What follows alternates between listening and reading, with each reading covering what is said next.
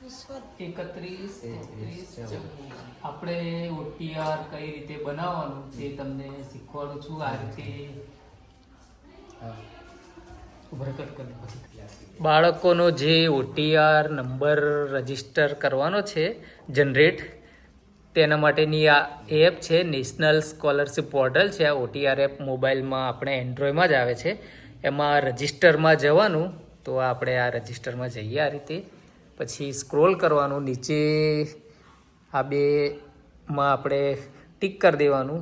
પછી પ્રોસેસ, પછી આ રીતે તમને મોબાઈલ નંબર નાખવાનું ઓપ્શન આવશે. એટલે આપણે મોબાઈલ નંબર એન્ટર હમણાં નહીં 699982250. હા, ફોન કરી દે.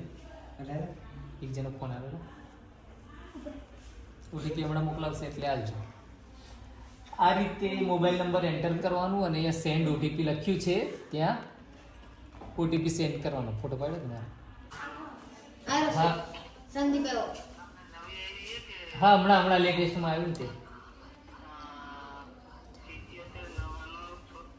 હા, વાંધો નહીં. તારો આધાર કાર્ડ નંબર?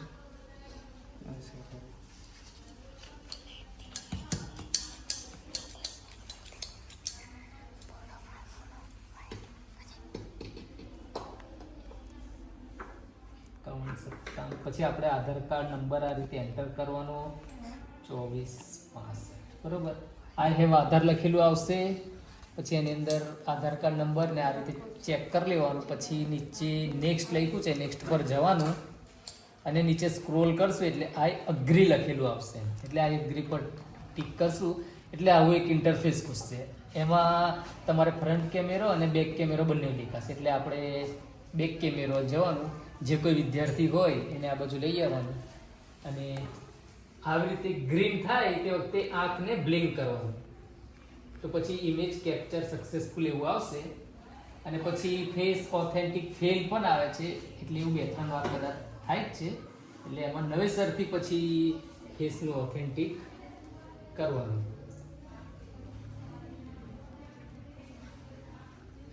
આવી એરર ઘણામાં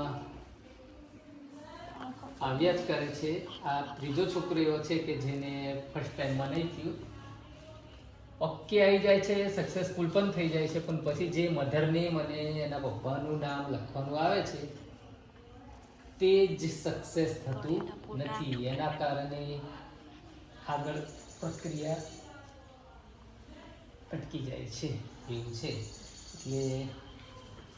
એટલે જે વખતે આધાર કાર્ડમાં ફોટો અપડેટ આ લોકોએ કરાયો હશે તો કદાચ જૂનો જ ફોટો હશે, નવો ફોટો હજુ આવ્યો નહીં. એના કારણે આવું થવાના ચાન્સીસ રહે છે.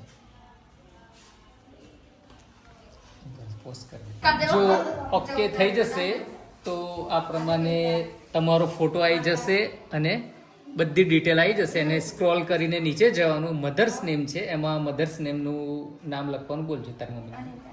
અનિતાબેન. પછી નીચે પપ્પાનું નામ છે તો પપ્પાનું નામ બોલજો.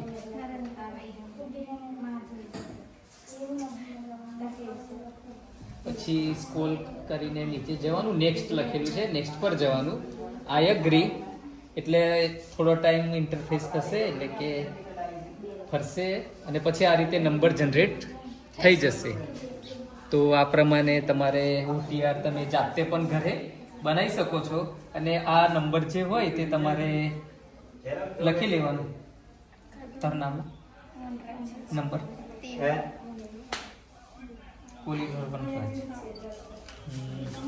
પછી નંબર આપણે લખી લેવાનો અને જે તે વિદ્યાર્થીના ફોનમાં પણ આવી જશે.